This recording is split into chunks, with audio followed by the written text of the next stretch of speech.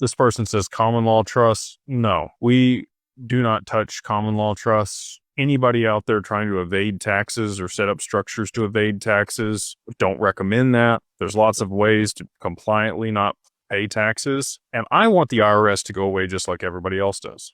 Okay.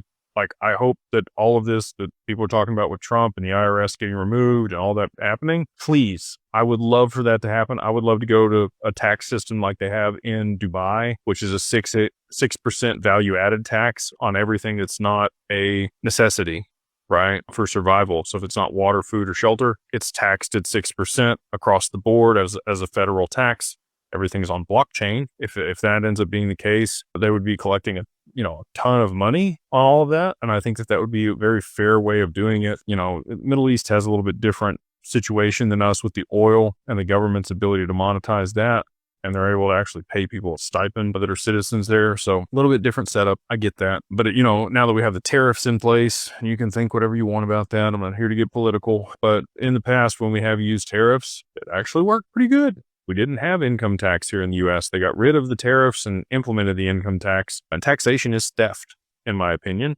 And that is why we do all that we can do to mitigate taxes for people. But we have to do it legally. They will throw you in prison for tax evasion. Okay. And if you're a small fish, it doesn't matter a whole lot. You might get audited and they have some fines and But when it's $20 million or $30 million or $50 million that you're evading in taxes, you're going to jail. And if you think your common law trust is going to be, holding that up, it's not going to. It's not going to hold up the court. So we use asset protection trust and dynasties trust and spendthrift trust, charitable remainder trust.